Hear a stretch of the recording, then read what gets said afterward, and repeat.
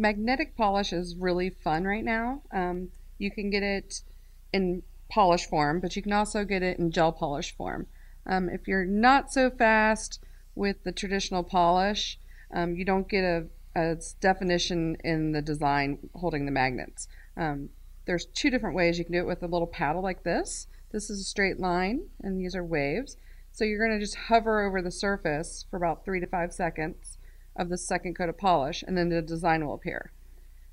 This is the actual lid that comes on the particular one I'm using today, and it has a little cuticle bar. So you hold it right over the cuticle for 3 to 5 seconds, not touching the nail, just hovering, and then the design will pop into the polish. People think that that's the only way you can use it, but if you turn it a quarter turn, you will have vertical lines instead of arches. If you do it on the diagonal, you're going to get like L-shaped zigzag. So there's many different designs you can get out of one magnet. Same goes for the paddles. You can hold them straight to get vertical lines, horizontal lines, diagonal lines. So it's not just one design you're getting out of your tool. I'm going to apply 2 coats. The second coat I'm going to hold the magnet over to make the design appear. Magnetic polish has metal particles in it that react to the magnet that's in the lid or in the paddle.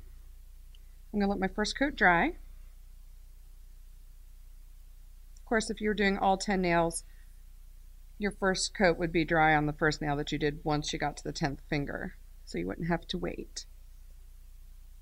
Applying my second coat. And this is where you have to work a little bit faster, because once it starts to dry, you're going to get less and less design. So I'm going to hold it on the diagonal, hovering right over the nail. I'm going to count, I like to count pink elephants. 1 pink elephant, 2 pink elephants, 3 pink elephants. And then there's the design. And since I held it on the diagonal, it's kind of got a sweeping L shape to it. You're going to let that dry. It's very important with the magnetic polish that you let it dry before you put your top coat on.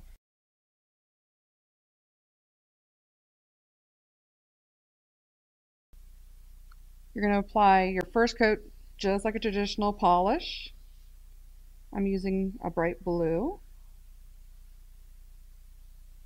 Nice even coat, doesn't have to be thick. And we're looking for full coverage. You let that dry for just a second. Of course, we'd be doing all 10 nails on a client. So your first finger would be dry enough to apply your second coat. The trick with the magnetic is to hold the magnet close to the nail without touching. You don't have to touch the nail to make the design pop in. There's actually metal particles in the polish that react to the design that's in the actual little paddle. I'm using 2 different paddles. I have one with straight lines and I have one with wavy lines. And I'm going to do one design on half the nail and the other design on the other half. So you don't have to just use one magnet. Second coat.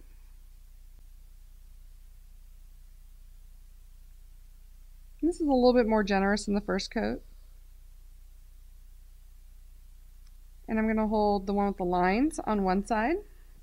And I'm going to hold them on the diagonal. And I'm going to count 1001, 1002, 1003. And our design is popped in. And I'm going to do the same on the other side.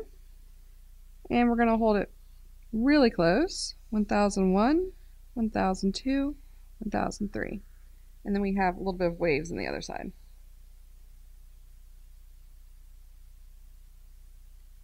I didn't clean up her cuticle line before because I wanted to work fast. Remember, as the polish dries, the less design you'll get.